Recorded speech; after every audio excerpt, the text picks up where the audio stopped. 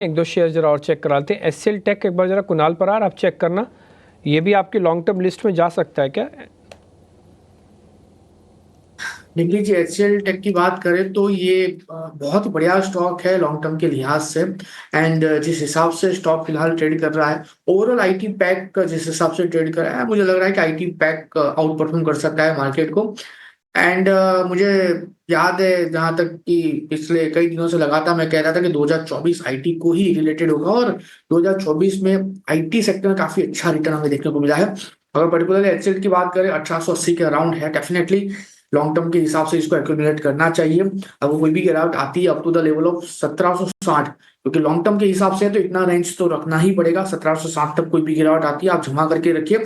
अगर मैं price retracement की बात करूं as per the recent swings and high, तो मुझे लग रहा है कि ये स्टॉक आने वाले दिनों में 2700 से 2800 का मिनिमम टारगेट दिखाने के लिए रेडी है, क्योंकि अनचार्टेड टेरिटरी में है, पॉजिटिव वॉल्यूम ब्रेथ है। So overall yes, definitely I will go with Excel Tech for long term purposes. ठीक है। बात करें तो हल्के से गेंस पर निफ्टी है, 20 अंकों के आसपास की हल्की सी तेजी है। लेकिन निफ्टी बैंक की बात करें तो 235 अंकों की बढ़त है। और आज अच्छी चीज़ ये है कि बहुत कोई बड़े गेंस नहीं है जो बड़े वाले शेयर हैं, चाहे एचडीएफसी बैंक हो या फिर एसबीआई या फिर आईसीआईसी। लेकिन आज सभी 12 के 12 शेयर आज मजबूती के साथ कारोबार कर रहे हैं, तो थोड़ी सी स्ट्रेंथ यहाँ पर दिख रही है। रिलायंस या फिर एचडीएफसी बैंक ये आधे आधे परसेंट के गेंस पर कारोबार कर रहे हैं।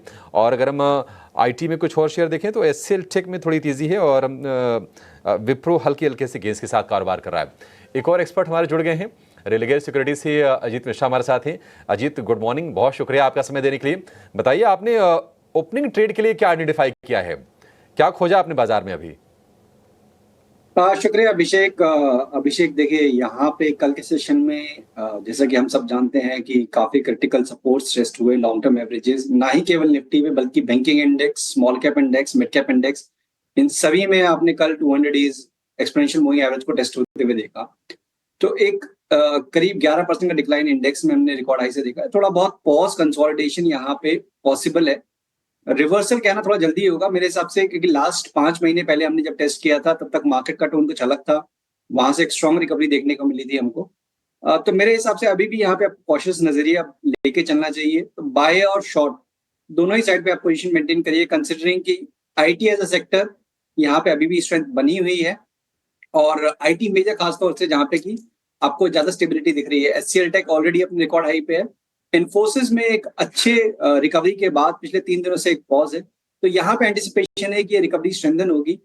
तो 1825 के स्टॉप लॉस के साथ 1970 तक के टारगेट्स के लिए इन्फोसिस को लॉन्ग किया जा सकता है।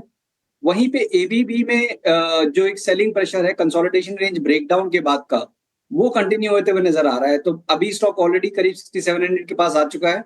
एंटिसिपेशन है कि ये आपको 6500 तक के लेवल दिखा सकता है। तो 6850 के स्टॉप लॉस के साथ यहाँ पे शॉर्टिंग की रिकमेंडेशन होगी।